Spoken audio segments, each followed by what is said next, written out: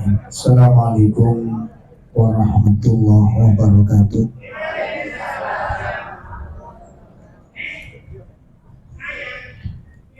Alhamdulillah alladzi arsala rasulahu bil huda wa dinil haq liyudhhirahu 'ala dini kulli wa kafa billahi syahida. Asyhadu an la ilaha illallah wahdahu la syarika lah wa asyhadu anna Muhammadan abduhu wa rasuluh. Ya ayyuhalladzina amanu taqullaha haqqa tuqatih wa la tamutunna illa wa antum muslimun. Allahumma salli wa sallim wa barik ala nabiyyina Muhammadin wa ala alihi wa ashabihi wa man tabi'ahum bi ihsanin ila yaumiddin, amma ba'd. Ikhwatul kiram, ibu-ibu sekalian yang semoga dimuliakan Allah Subhanahu wa ta'ala. Alhamdulillah, di sore hari ini kita bisa hadir di dalam kajian rutin kita, pembahasan dari kitab Tazkiyah An-Nufus. Kitab ini kita kaji, kitab ini kita pelajari itu dalam rangka upaya untuk mensucikan jiwa. Jadi kita membahas kitab Tazkiyah An-Nufus ini dalam rangka upaya untuk membersihkan jiwa. Kenapa ada istilah membersihkan jiwa? Kenapa ada istilah membersihkan jiwa? Karena jiwa manusia itu bisa ternoda, ya. Jiwa manusia bisa terkotori, jiwa manusia bisa tercemari, ya. Itu makanya ada istilah tazkiyah, upaya untuk mensucikan. Itu karena jiwa kita itu bisa ternodai, jiwa kita bisa terkotori. Ya. Apa yang bisa mengotori jiwa? Banyak sekali. Ada kalanya sebab-sebab yang mengotori hati itu ada dalam diri kita, ya. Ada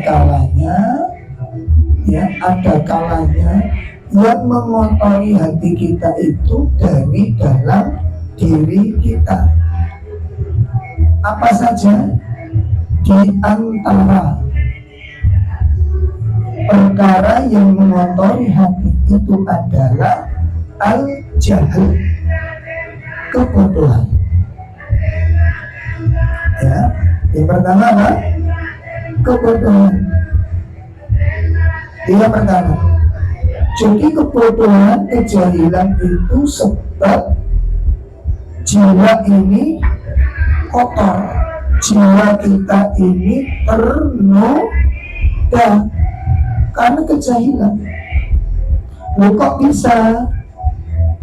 Ya, kok sakit kejahilan itu bisa menyebabkan kotornya hati? Dari apa sebabnya?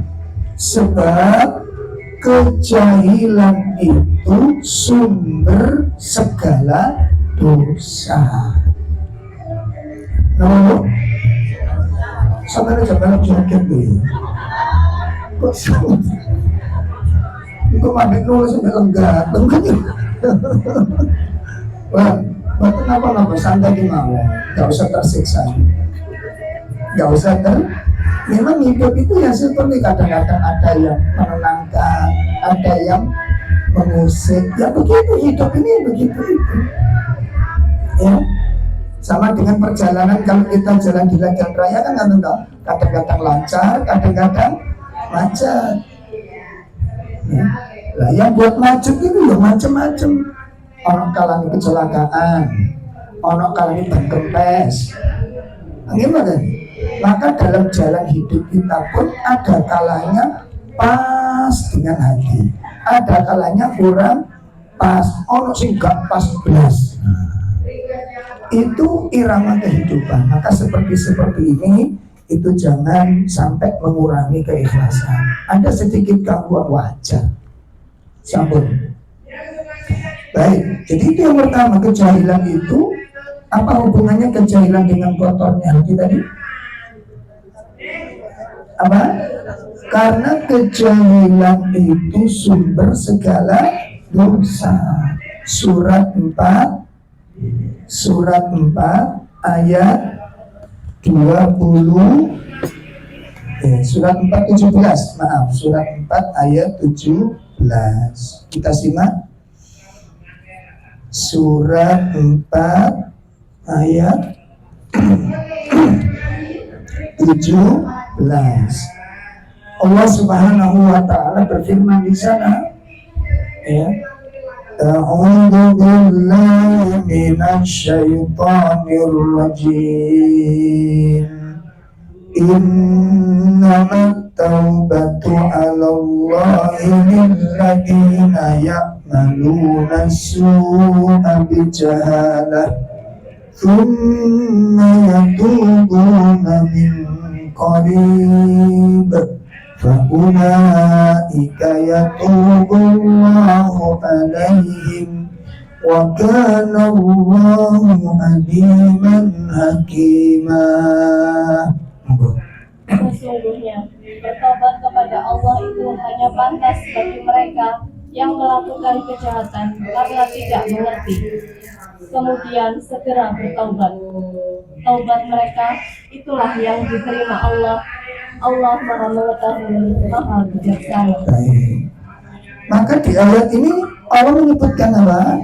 Sesungguhnya bertobat kepada Allah itu hanya layak, hanya pantas dilakukan oleh orang-orang yang berbuat keburukan karena gak ngerti. Karena gak ngerti. Ini faktor itu. Makanya kejahilan, kebodohan itu merupakan sumber dari segala dosa. Dosa syirik. Kenapa kok orang masuk ke dalam syirik? Karena nggak ngerti tauhid. Jelas nih? Nah, oleh karena itu ibu-ibu sekalian yang dimuliakan Allah, ini harus dibebaskan kita dari kebodohan. Makanya kita ngadakan kajian, kita belajar itu supaya terbebas dari sumber ini. Dan ini yang pertama yang mengotori jiwa. Yang kedua yang mengotori jiwa, yang mengotori batin itu adanya nafsu, adanya syahwat. Ya, itu yang ada dalam diri kita. Selama diri kita itu ada syahwat, sulit kalau tidak dikendalikan. Sekarang di dalam diri kita itu ada nafsu apa enggak? Ada. Bisa dibersihkan apa enggak? Bisa. Lah kata nafsu saja. Jangan dibersihkan. Kalau jenengan dibersihkan nanti ndelok duit, ndelok larang itu bodoh. Nafsu itu jangan dibersihkan, tapi dikendalikan. Coba kalau nanti jenengan sudah nggak punya nafsu, melihat suami sama tiang listrik itu bodoh. Soalnya apa itu sekarang nafsu, wajah lesu, pikiran lesu, karena nggak ada Nafsu itu salah satu yang menjadikan kita itu bisa menikmati hidup. Dapat duit seneng. Kenapa? Kenapa? Karena masih punya nafsu. Makan, dapat warung makan seneng. Coba nanti kalau jangan nggak punya nafsu, suami pun menderita. Lagi makan, dijak mangan, meneng. Ya coba, nggak ada nafsu. Jadi nafsu itu bisa menjadi sebab kotornya hati. Kenapa sih nafsu itu? Nafsu itu dorongan untuk menyenangi sesuatu. Ya, apa nafsu itu?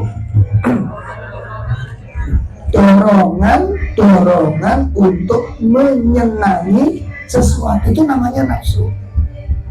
Nah, dorongan untuk menyenangi sesuatu itu menghasilkan, melahirkan apa? Keinginan. Ngerti nggak?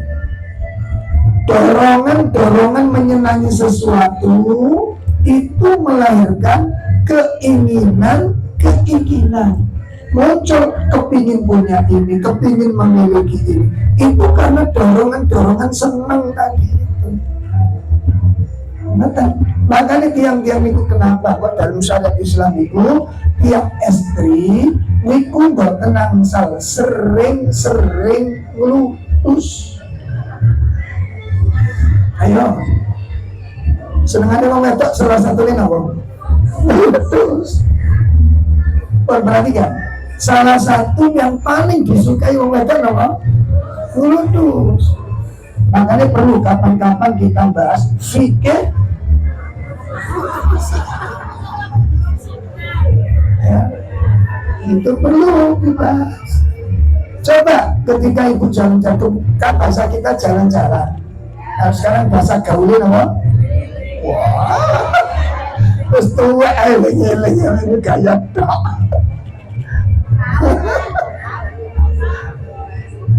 Wah, perhatikan Bu, perhatikan. Sekilas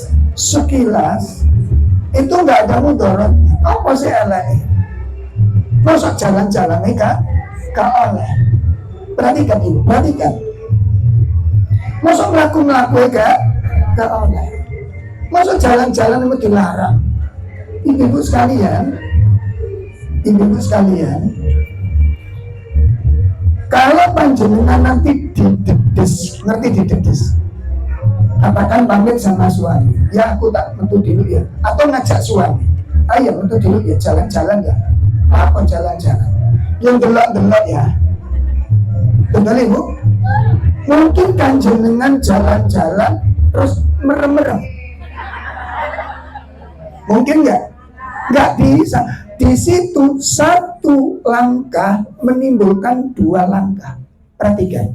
Satu pelanggaran mesti nyantol pada pelanggaran yang lain. Perhatikan. Satu pelanggaran dilakukan itu pasti gandeng pelanggaran yang lain. Sampai insok enggak tuh melaku terus merem-merem.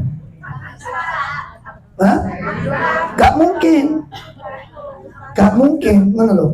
Sebab tujuannya jalan-jalan itu mesti delok-delok. Gimana? Nah nanti kalau delok itu masuk kelanjutan nih. Delok itu gak mungkin delok barang sih gak disenangi. Betul nama betul? Delok itu otomatis delok tempat-tempat pemandangan sing disenangi. Matan. Nah kalau sudah menyenangi ada keinginan itu pasti nggak pakai tidak lah. Dari melihat itulah yang kemudian ada bisikan menilai sesuatu. Oh iki api, oh iki bagus, oh iki motif baru. Paham ini? Nah ini kadang-kadang menentiang niku blonjo kudu, blonjo jubah, blonjo daster. Bukan karena nggak punya warna. Loh, jadi si lanang itu sampai bingung. Sampai ini nggak itu daster deh. Iya, tapi kainnya siji. Gimana? Kainnya siji. Lalu sama itu kain ini model potong kuwi. Regone siji. Loh begitu ya, itu manusiawi Anda, dan itu nafsu, itu yang disebut dengan nafsu itu. Dorongan-dorongan untuk menyenangi sesuatu yang tidak terkendali, itu disebut syahwat. Untuk mengambil sesuatu, kalau sudah demikian, gak mikir, aku butuh apa enggak. Itu jenisnya syahwat. Membeli sesuatu sing gak dibutuhkan. Kenapa nggak dibutuhkan? Lalu mestinya kok.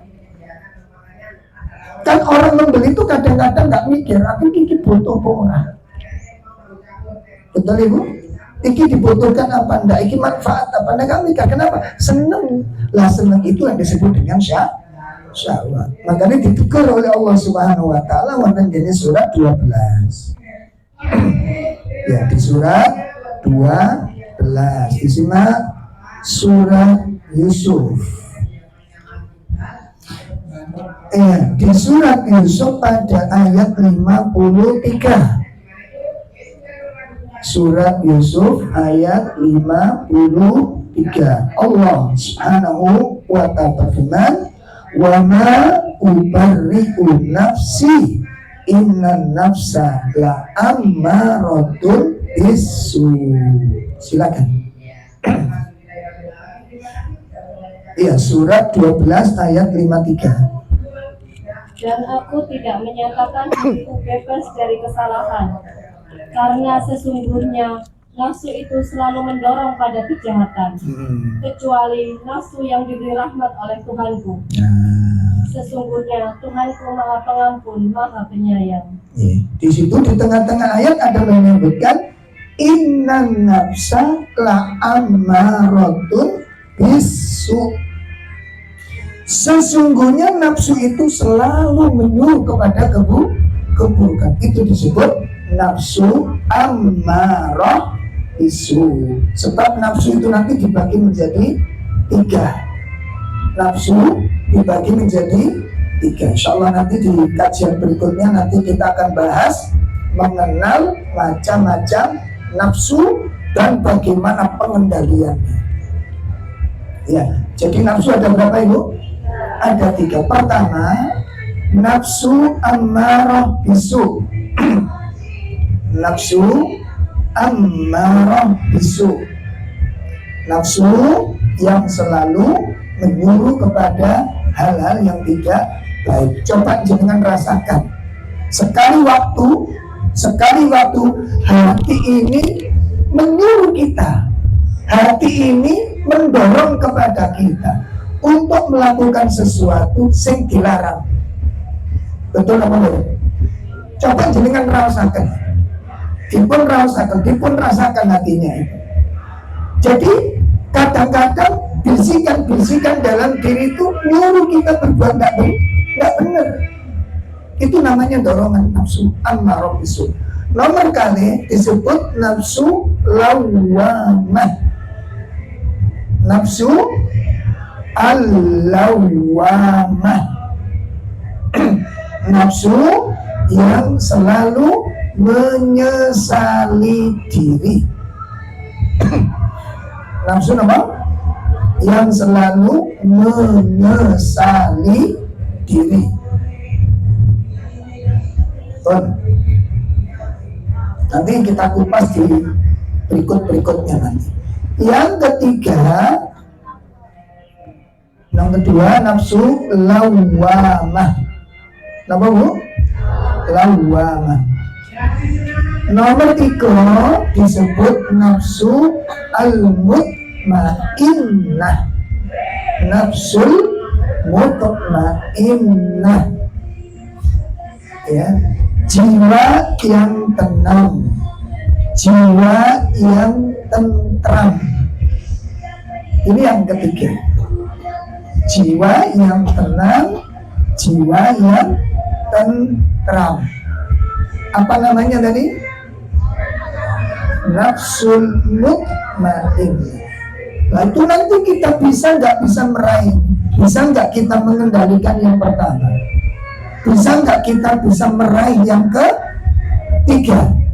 Bagaimana cara seorang muslim bisa meraih nafsul mut? Nanti ada langkah-langkahnya, ada pembahasan. Baik. Sehingga menariknya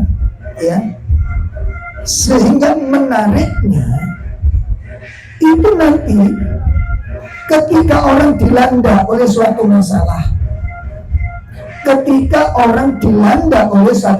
masalah, jiwanya tidak goncang, jiwanya tidak kehilangan kendali, tetap ketenangan dia peroleh walaupun dilanda kesedihan. Saya ulangi Bu, tenang itu bukan berarti gak sedih. Sedih tetap, tapi jiwanya tenang. Sakit dipahami ini. Beda dengan tersiksa. Sedih dengan menderita itu sama apa enggak? Dalam sedih dengan menderita sama apa enggak? Bedanya apa? Nah ini menang itu termasuk menyedihkan. Apa bedanya Bu? Kalau sedih perasaan, kalau menderita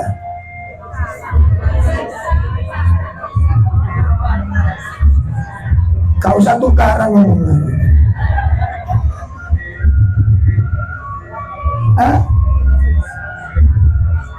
Kalau kesedihan itu duka batin hati, biasa kesedihan itu landa hazn. Sedangkan penderitaan itu siksaan. Seperti pahami ini, kesedihan itu tabiat alami. Suami meninggal, sedih wajar. Apa hari mesti menderita? Apa mesti menderita? Tidak harus. Kecewa, sedih. Ada rencana gagal, sedih. Tapi tidak harus menderita.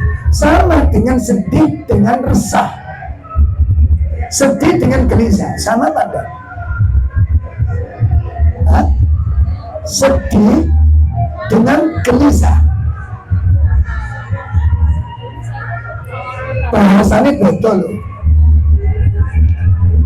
Kalau Allah mengatakan sedih itu hazan, gelisah ham, makanya ada doa, Allahumma inni a'udzubika minal hammi wal hazan. Ya Allah, aku berlindung kepadamu dari kegelisahan dan dari kesedihan. Berarti betul. Kenapa bedanya? Kalau sedih itu apa? Kalau gelisah itu apa? Kalau sedih itu denger-denger.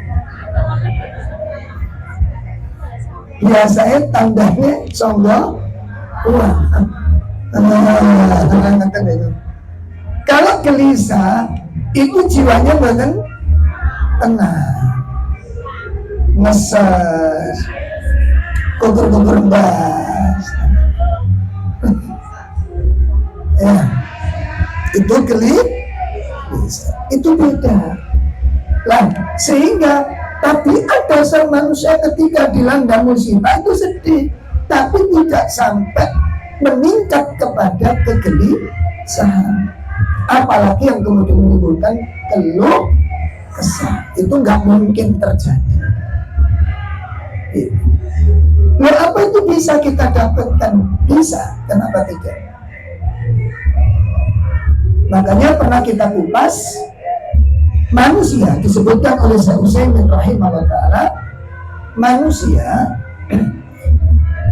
ketika dilanda suatu musibah itu ada 4 golongan.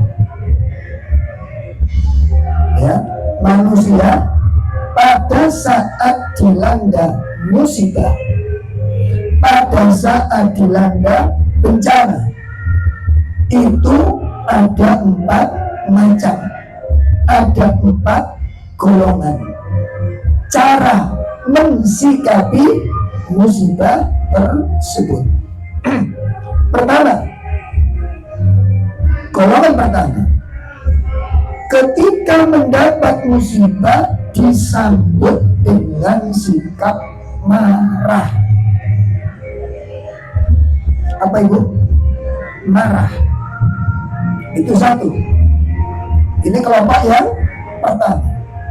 Ketika datang suatu masalah, ketika datang suatu perkara yang enggak disukai, ketika datang suatu perkara yang mengecewakan, disambut dengan marah. Ini yang pertama. Yang kedua, ini lebih tinggi lagi. Ketika datang sesuatu yang mengecewakan, yang menyedihkan, ditimpa suatu masalah, ya, dia marah tapi ditahan, namanya sabar. Disambut dengan apa? Disambut dengan sabar. Sabar itu marah yang ditahan. Dia marah tapi diimpet. Nah, itu namanya apa? Sabar. Sakit dipahami? Sakit dipaham? Sabar itu apa? Marah yang ditahan. Seperti itu. Marah dengan suami itu, nyelatu bisa, main itu bisa, tapi ditahan. Akhirnya dia diam. Begitu loh. Sakit ini. Itu nanti dilakukan seseorang. Dan ini tingkatnya lebih tinggi. Itu kelompok yang kedua. Kelompok yang ke, makanya kadang-kadang orang yang curhat ke orang lain, menceritakan tentang problemnya, menceritakan tentang pasangannya, terus temennya ini ngompori, Mbak, nek gak kuat, aja di, gitu, aja nek sampeyan gak kuat, aja di, culno Mbak, timbangannya tadi, perhatikan, ada seperti ini, ada, nek gak kuat gak usah ditahan, berarti dilepas. Itulah batas kesabaran kita. Apa artinya dilepas? Lah kalau itu rumah tangga gimana? Nek sampeyan jenenge gak kuat temen, gak usah ditahan. Colno, artinya apa? Wassalamualaikum warahmatullahi wabarakatuh. Napa Bu? Bubar. Apa itu yang Anda suruh teman Anda melakukan itu? Kadang-kadang kurang pas kita dikasih nasihat. Karena bener ning carane salah. Atau kadang-kadang kalau ada orang punya masalah disimpan, aku tak tandai, tak simpen dulu, jangan sampai ngomong. Temen kita kadang-kadang malah ngomong sih enggak. Mbak, ojo dimpet Mbak. Coba sampean cerita no, sampean brodol no, sampean muntah. Engko jae enteng, Bu. Iki duduk masuk angin. Paham? Masalah yang disimpan itu rahasia keluarga. Ibu tidak boleh mengeluarkan kata-kata itu. Kalau Anda mau nolong teman Anda yang punya masalah, yang sudah bertahun-tahun dia simpan, ibu kandungnya tidak tahu, saudara kandungnya tidak tahu, terus Anda bilang, terus aku anggap sopong, terus tak sampai cerita no, sampai muntah no, enteng. Ini kesalahan fatal. Sampai jelas? Kesalahan fatal. Orang disuruh muntah-muntah biar enteng, sampai bilang, aku ini tutup masuk angin. Apakah semua masalah rumah tangga harus diceritakan ke orang? Makanya kalau kasih nasihat orang, hati-hati. Sering saya dengar begitu. Wis muntah no Mbak, muntah no bro, no cek lego Mbak. Iya nek mencret. Ngedem brol enteng bisa. Ini masalah. Ini kehormatan rumah tangga. Ini kehormatan rumah tangga, enggak boleh. Dimuntahkan semua enggak boleh. Makanya lebih selamat kalau ada masalah itu, menceritakan itu bisa dialamatkan pada orang lain. Ustaz, ini ada teman punya masalah. Padahal sebenarnya yang punya masalah siapa? itu terjaga jenengan. Apa itu boleh yang demikian itu? Dibolehkan ibu, dibolehkan, dianjurkan bahkan, karena ini demi kehormatan diri sendiri dan kehormatan keluarga. Sama jelas ini? Baik, kita lanjutkan. Itu apa namanya tadi? Yang apa tadi? Ketika mendapat musibah jadi orang itu bersabar. Yang ketiga, kelompok yang ketiga, golongan yang ketiga adalah golongan yang lebih tinggi dari sabar. Apa itu? Ridho. Lebih, jenengan rasakan saja udah beda itu. Nek sabar itu ketok medendeng. Karena ngempet. Loh gimana? Karena ngempet. Makanya sabar itu panas. Rasulullah SAW sebutkan apa? As-sabru diyaun. Sabar itu sinar. Ya, sabar itu sinar. Bicara wae. Fokus ini mau tolak-tolak. Si jenggo. Aku tak fokus lu sama tolak-tolak. Dan aku melok tolak-tolak ya. Santai saja. Itu ujian buat jenengan. Dan tidak usah diomong ngalor ngidul. Bukan nek mulai cerita awas Anda. Awas Anda. Tak dungan sariawan. Tidak usah, ini dosa jenengan loh nanti. Perhatikan ibu. Allah menguji manusia itu cantik ibu. Setan itu terampil supaya kita terjerumus dosa itu bisa ketemu orang yang berdosa. Bang, agar kita bisa berdosa kita dipertemukan orang yang berdosa. Contohnya ngapunten. Kita punya tetangga yang karakternya kurang baik. Elek anjene karakternya. Gak ngurusi anake, gak ngopeni anake, gak resikan. Tapi dia beruwahi gak karu-karuan. Hobi berai. Jadi sore ngeten iki jam 2 iku metu niku kaya jarang ngandak. Kerincing. Wes nopo jenenge? Wah, wis kakak anake rembes. Anake al-kumus. Jenengan lihat, melihat pemandangan seperti ini isok meneng.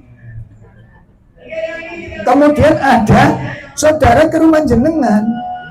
Ada saudara rumah jenengan, tanggo sampai sing seneng bro ini ku metu. Takon kan biasanya ngaten niku. Iku sapa, Mbak? Tanggo ngarepe yang meniku.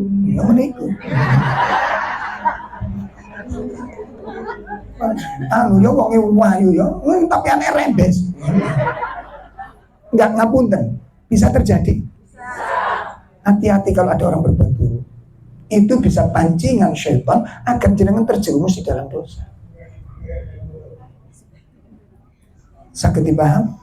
Bisa jadi pelaku dosa ini dosanya cuma satu, tapi jenengan dosanya bisa 10 kali. Kenapa? Cok uang diceritani. Pertama ceritani wong pertama, ngerasani wong sing situk man. Paham nih? Ngerasani wong sing situk man. Katakan ngapunten. Si wanita ini katakan selingkuh. Senengane nyenengi wong. Padahal kita kan memang disuruh menyenangi banyak orang. Tapi nek salah nggon, salah gitu loh. Masya Allah ini. Orang ini kesalahannya satu. Tapi kita bisa melakukan kesalahan lebih berat dari dia. Kenapa? Kita bercerita berulang-ulang. Ketemu orang diceritani. Bertemu dengan 10 orang, kita bercerita.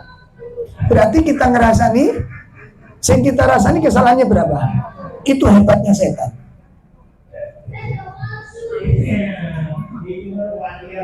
Pun jelas. Makanya nek mulai kok gajah ono itu.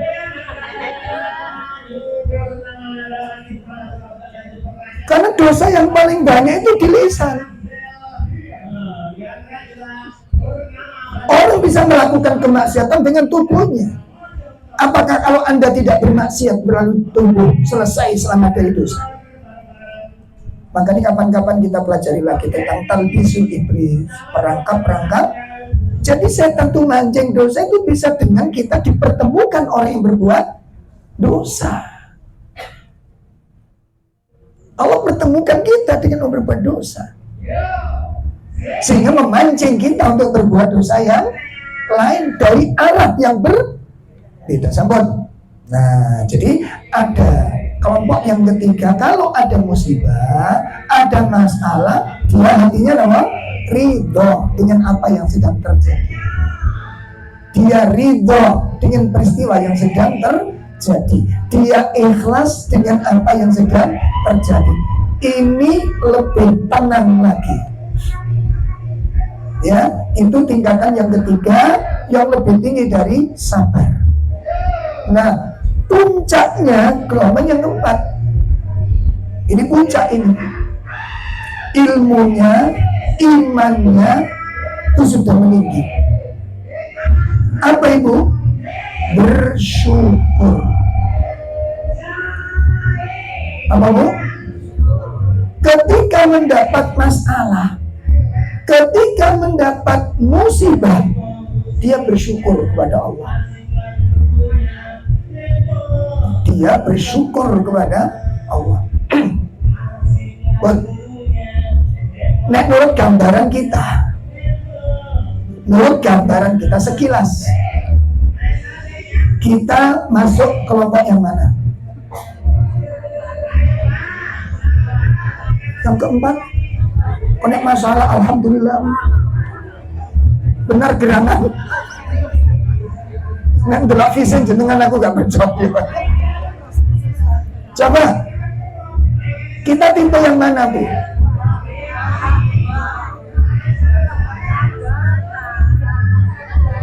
Belum percaya malah percaya. Tuhan, dengan kapasitas kita, ilmu kita ukur, ilmu kita ukur, kekuatan iman kita ukur.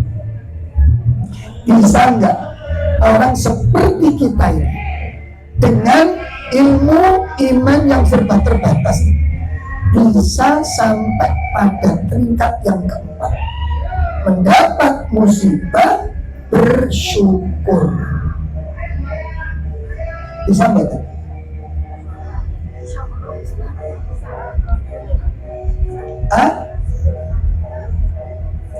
Ngandelok karakter kebiasaan kita. Kan bisa diukur nih. Kebiasaan kita itu kalau melihat sesuatu nggak cocok, ikut sering menang apa sering action. Lo mau jadi dua itu loh. Berarti nomor 1. Terus jarang kita bisa selamat itu. Jarang kita selamat. Walaupun sudah ngaji. Coba tiba-tiba ponakan jenengan datang ke rumah jenengan, langsung nangis, langsung menangis dengan tangisan yang sangat dahsyat, menceritakan tentang suaminya yang begitu kasar kepadanya, yang begitu keras sikapnya kepadanya. Jenengan lihat ponakan jenengan yang langsung datang dan menangis yang luar biasa itu, jenengan tenang atau ngerespon? Langsung percaya atau nggak percaya dulu? Biasanya dulu kok nomor loro nggak bisa respon panjenengan. Lho kok iso mosok bojomu kaya ngono iku? Oh ketoke meneng ngono. Bojomu kok gak meneng, dia meneng tapi gregetno kan ngono. Itu respon, berarti Anda membenarkan cerita tersebut. Terus begitu Anda respon, Anda caci dia, Anda sayangkan dia, Anda celah dia, itu menunjukkan bahwa Anda terpengaruh dengan cerita ini. Di dalam agama tidak boleh. Jelas. Coba nanti kalau jenengan dimintai tolong, Karena jenengan yang paling akrab dengan suaminya, dan suaminya itu segan dengan jenengan. Kira-kira begitu dapat laporan yang mengerikan ini, Anda tabayun dulu atau langsung labrak?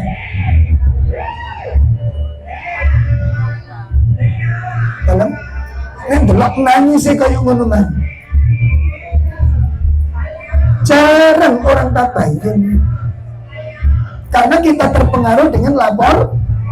Padahal Al-Quran bilang, apabila datang berita kepadamu, fatabayyan. Sambut. Nah, jadi ibu, kelas kita, ketika dapat musibah, ketika mendapat masalah, sangat mungkin bisa mencapai pada golongan yang ke kapan itu. Kalau panjenengan sudah tahu ilmunya, paham? Kalau sudah tahu ilmunya, itu kita bisa mencapai menjadi orang yang bersyukur. Padahal kena musibah, kok bisa bersyukur? Karena kita sudah tahu ilmunya. Baik. Nah, ibu-ibu sekalian yang dimuliakan Allah,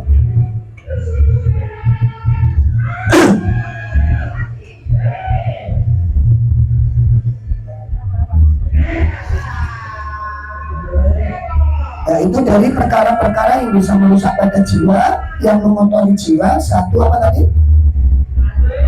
Kebodohan. Yang kedua, nafsu. Yang ketiga, yang bisa mengotori hati itu adalah maksiat. Apa bu? Maksiat. Itu yang ada pada dalam diri kita.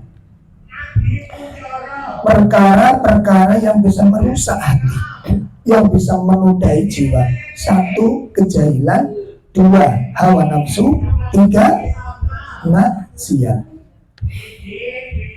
Adapun perkara-perkara yang bisa merusak nafsu dari luar diri kita, apa saja? Satu, syaitan. Apa bu? Jadi syaitan berpeluang untuk melakukan kerusakan pada seseorang. Sehingga di situ nanti di dalam syariat agama kita, banyak momen-momen kita diajarkan membaca ta'awud. Seperti zikir pagi petang. Gitu?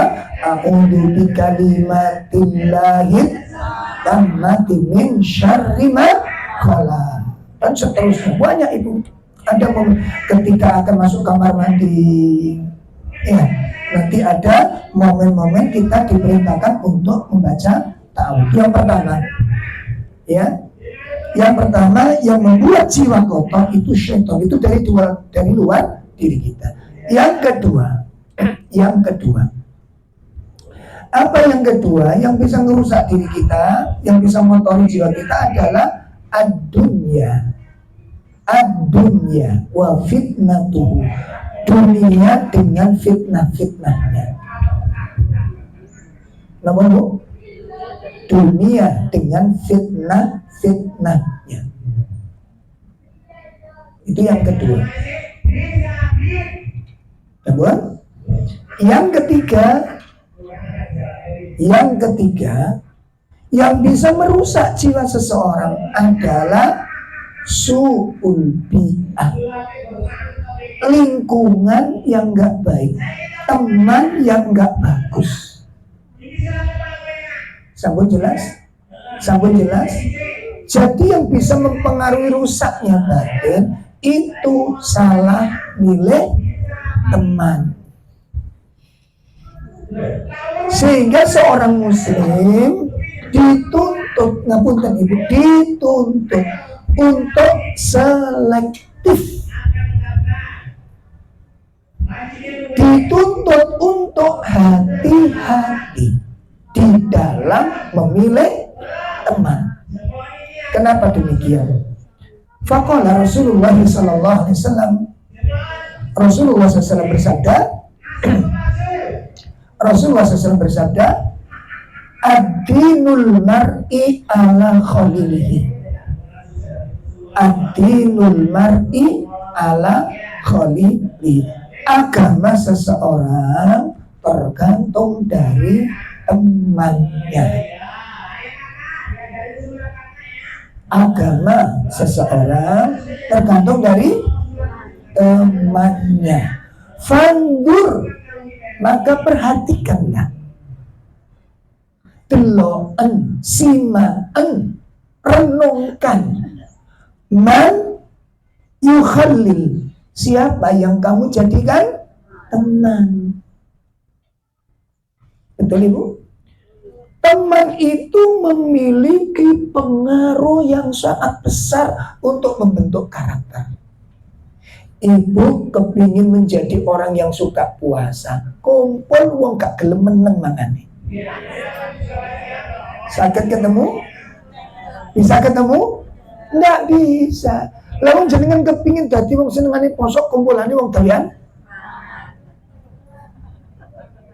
gak ketemu. Ibu kepingin jadi solihah yang bener, senengane kumpul wong kelutusan, gak ketemu.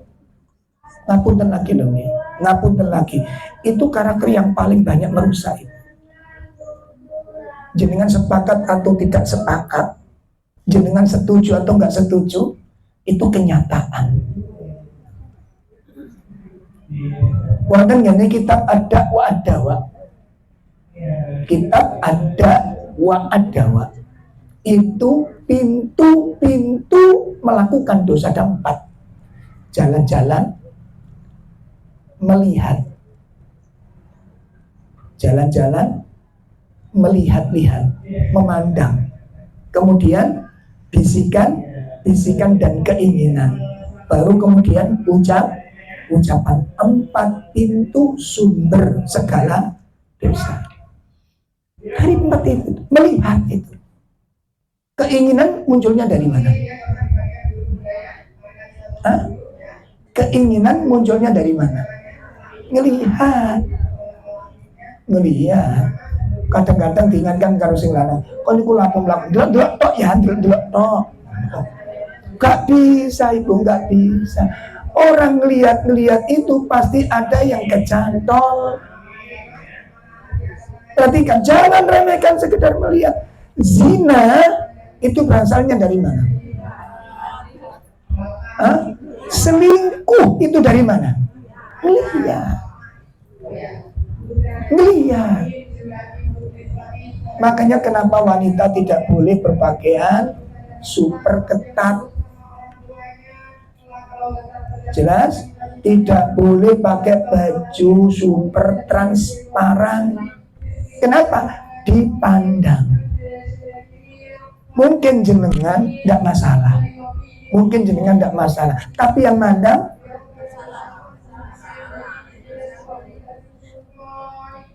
perhatikan dengan sebaik-baiknya. Perhatikan lingkungan ini. Sampun jelas nih? Berapa yang merusak batin, yang mengotori batin dari luar? Berapa? 1, syaitan. 2, dunia dan segala fitnahnya. 3, ini belum dikupas secara rinci. Sebab nanti jangan terpikir oleh kita, oh berarti kita nggak boleh kaya dong. Siapa yang bilang? Apakah kaya dilarang? Apakah kerja keras dilarang? Apakah sukses dilarang? Apakah mengembangkan usaha dilarang? Enggak. Hanya saja jangan menempatkan kekayaan itu di dalam hati. Lalu kemudian Anda jatuh cinta kepada harta itu. Yang kemudian kalau sudah jatuh cinta kepada harta, itu eman untuk dikeluarkan. Jangan menjadi orang seperti itu. Sakit dipahami Bu? Sakit dipaham? Baik. Itu perkara yang menyebabkan tuntutan. Kenapa ada istilah tazkiyah? Apa tazkiyah tadi Bu? Upaya untuk mensucikan hati. Usaha untuk mensucikan hati. Kenapa kok ada istilah tazkiyah? Apa tadi? Karena hati kita bisa hati kita bisa ternoda. Keruhnya hati dan bersihnya hati itu menjadi taruhan panjenengan termasuk orang yang menderita atau bahagia dalam hidup. Kebahagiaan hidup dan penderitaannya gak ada kaitannya dengan materi. Tak ulangi lagi. Bodoh meneng nih. Semayang. Perhatikan ya, ketenangan hidup, kebahagiaan hidup, dan kesengsaraan hidup gak ada kaitannya dengan materi. Gak ada kaitannya. Ketenangan hidup, penderitaan hidup ditentukan oleh kondisi hati.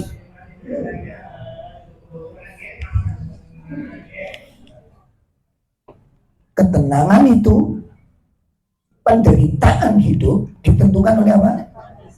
Kondisi hati.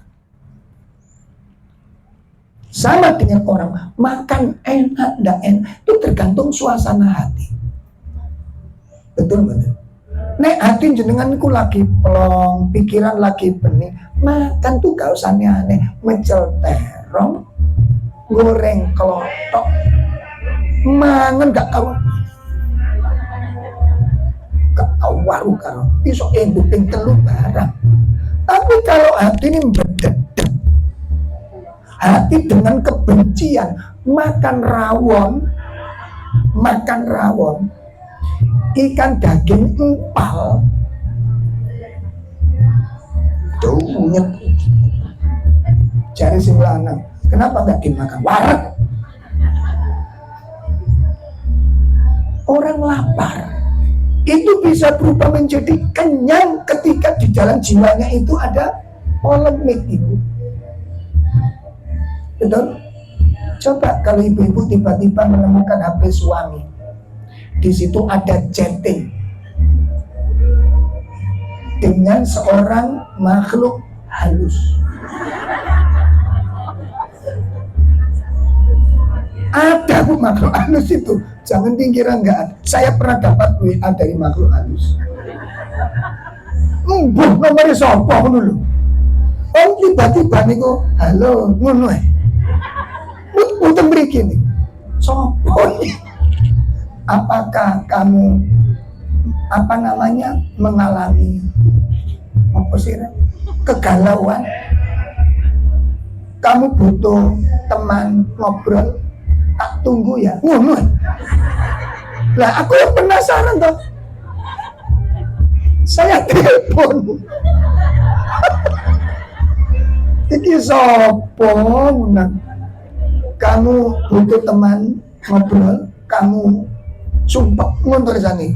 Iki sopo toh? Lah penasaran toh. Kepengin ngobrol tak tunggu telepon ngono. Ya tak turuti. Kepingin tahu aja ini dunia apa toh ini. Begitu saya telepon, assalamualaikum, salam. Siapa ya? Oh makhluk halus tenang ini. Halus bu, halus. Terus telepon sampean, bojo sampean telepon sampean. Apa ya? Suami dari kantor telepon jenengan biasanya apa? Jenengan terimanya gimana? Apa ya? Atau ketika jenengan lagi liar-liar di telepon, suara jenengan enak nggak di rumah? Hah? Enak nggak? Terus kalau telepon dengan makhluk halus, maka ini kecantol. Jelas ibu ya, insyaallah. Itu suasana. Jadi ketenangan jiwa dan kesengsaraan itu tergantung suasana kalbu kita. Bukan materi yang banyak, bukan tinggal di rumah yang besar, dah ada kaitannya. Ketenangan jiwa tinggal di suatu tempat tinggal yang bisa menenteramkan dan orang betah di rumah itu bukan karena fasilitasnya. Buat jelas. Apa sih maksudnya? Si kati kulon ranuk sungguh terpaksa. kacau kali. Pun, lah katen rangno sampean meneng aku sing ngono. Pun berarti jam.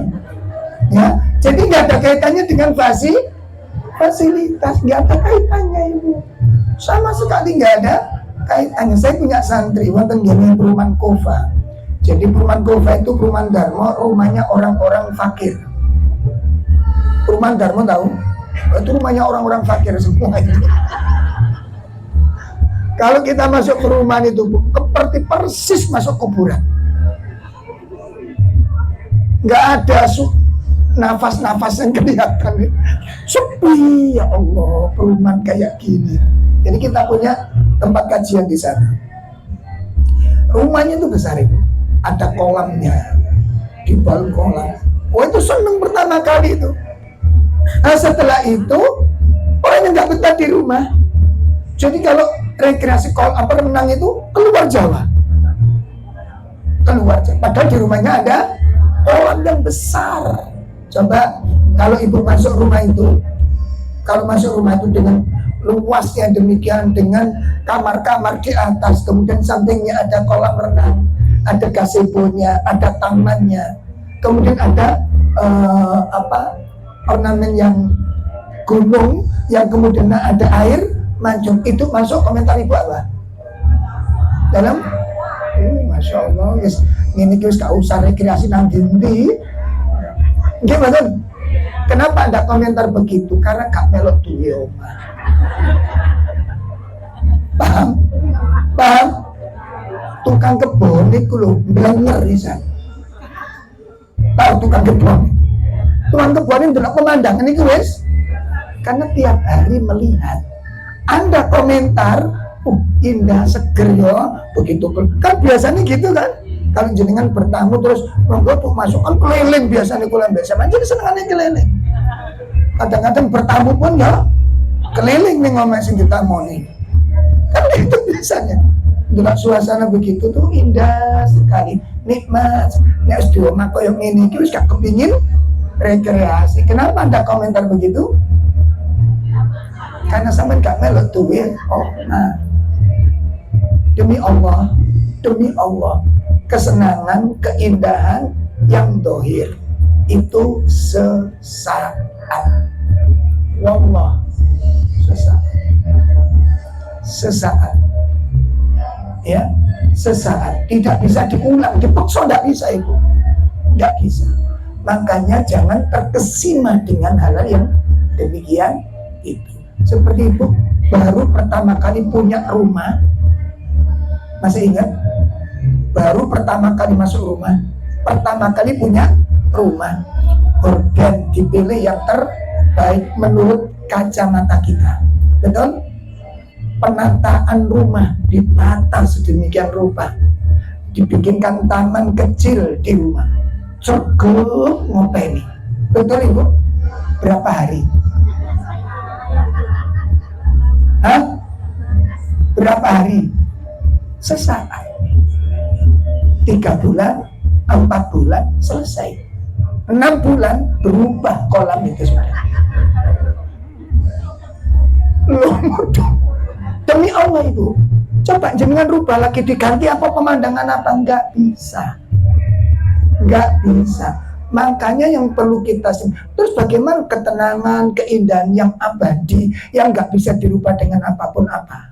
Keindahan qalbu, mindset dan cara pandang Anda yang harus dibekali. Sampun jelas? Mindset kita, cara pandang kita itu yang harus dibekali. Kalau Anda ingin menemukan suasana yang betul-betul menyenangkan, betul-betul menggembirakan, betul-betul menenteramkan, tentram yang sebenar-benarnya, tentram yang sebenarnya, kebahagiaan yang luar biasa, senang dengan bahagia, itu beda. Jelas? Jelas? Senang dengan bahagia itu beda. Bedanya dari mana? Gak usah dipikir. Karena saya sudah tahu jenengan selalu sudah banyak pikiran. Beda. Sampean keliru. Kadang-kadang bilang wong seneng-seneng belum tentu bahagia. Wong seneng-seneng itu bisa jadi pelampiasan penderitaannya. Manu wedok-wedok niku wonten tipe-tipe nek sumpek niku blonjo. Tuku kabeh. Jan kon, apa sampean kudu gegeten. Ada tipe wanita kalau kumat niku blonjo itu. Atau kalau gitu makan. Ngocak konco-konco traktir, habis ini kemana? Gaduh-gaduh, hutan gaduh-gaduh. Habis gaduh-gaduh mana? Kikil itu. Apa itu bahagia dia? Tentram jiwanya. Terus yang Anda cari apa? Kesenangan atau kebahagiaan? Yang Anda cari apa? Kesenangan atau kebahagiaan? Carilah kebahagiaan. Karena Anda menemukan kenikmatan yang sejati. Adapun senang-senang itu kadang-kadang orang senang karena ditraktir, yang ada sumpah itu. Karena diliputi dengan kemarahan. Jadi kan lihat, kalau marah itu kan senang berbuat aneh-aneh, toh? Betul apa enggak? Betul. Makanya tidak sedikit kemudian menjerumuskan diri kepada maksiat. Pagi ke dugem, dunia malam dia masuk. Sewenang menyail, itu penderitaan. Menjerit jiwanya, tersiksa batinnya. Tidak ada ketenangan, itu siksaan. Jelas ini?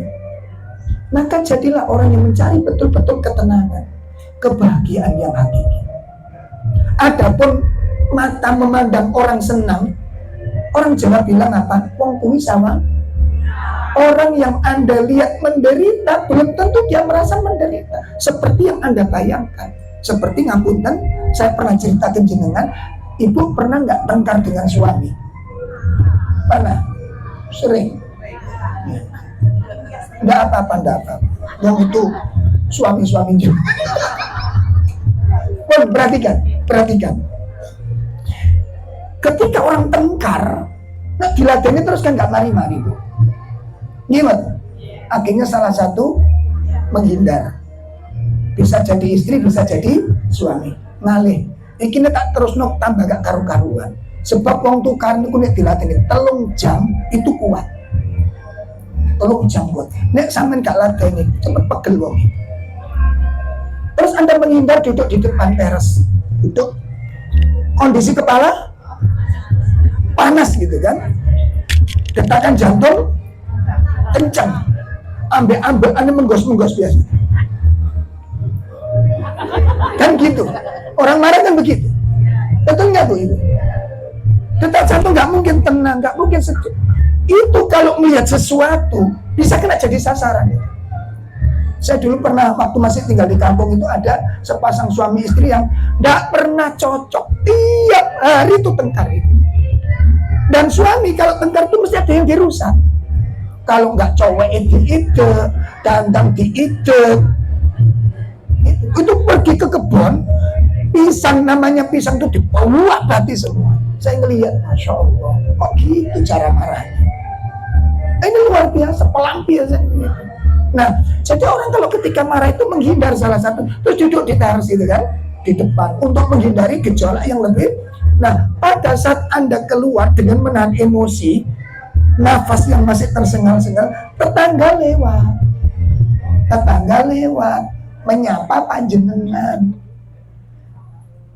Ngapain Bude? Jenengan jawab apa? Tukaran, ya nggak mungkin. Kan nggak mungkin.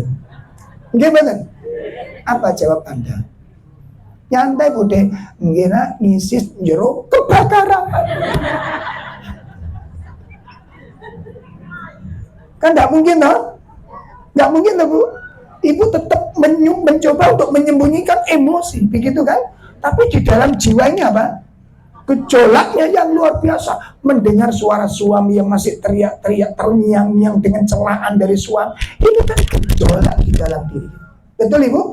Tapi Ibu tampil disapa tetangga tadi dengan senyum santai Bude, ngisis jeruk obongan gitu.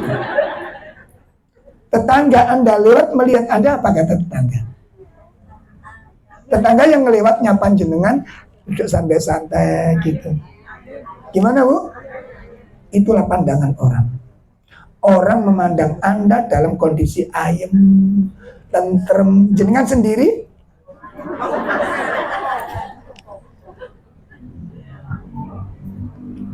untung ada tetangga lewat, kalau tidak kita telepon itu pemadam. Itulah pandangan orang.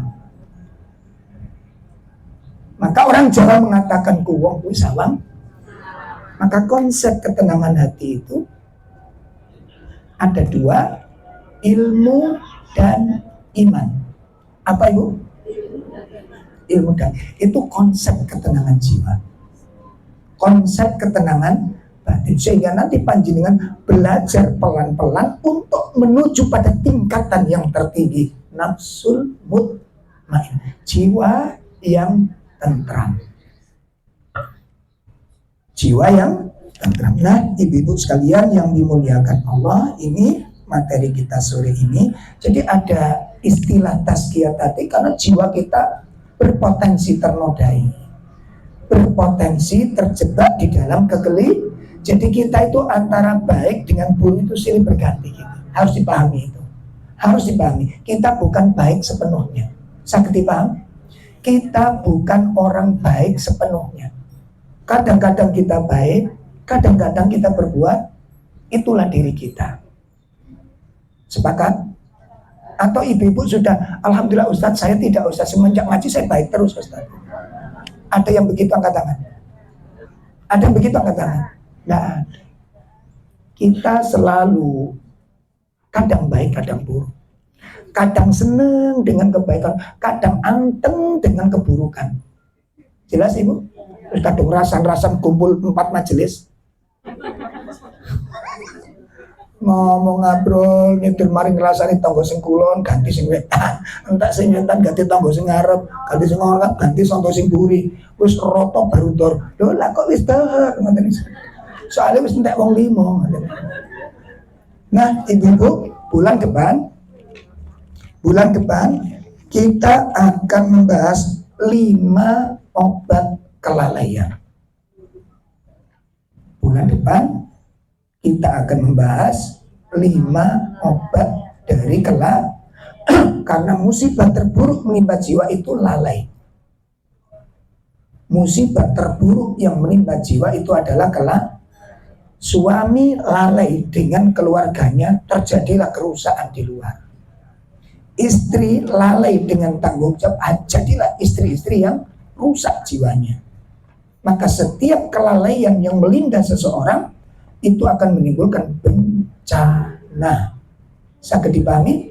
Mudah-mudahan Allah menolong kita semuanya dalam setiap kebaikan.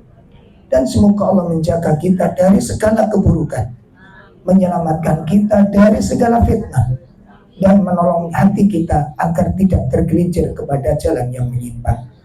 Saya kira cukup sampai di sini, kurang lebih mohon maaf yang sebesar-besarnya. Mudah-mudahan pengajian hari ini pengajian yang istimewa itu. Insya Allah kita punya 2 pahala itu. Pahala ngaji, pahala sabar. Biasanya kan ngaji dok lancar, tapi insya Allah kalau kita betul-betul ikhlas, ada 2 tingkat yang kita bisa peroleh. Berjuang untuk mendengarkan suara itu bang opo atau gimana? Kata tak terus ketutupan suara. Itu perjuangan yang luar biasa. Maka biasakan Anda dalam menjalani hidup itu seperti ini kehidupan. Kadang-kadang menyenangkan, kadang-kadang menyusahkan. Itulah perjalanan hidup dan selalu demikian. Kita akhiri dengan kafarah majelis. Subhanakallahumma wa bihamdika asyhadu an la ilaha illa anta astaghfiruka wa atubu ilaik. Assalamualaikum warahmatullahi wabarakatuh.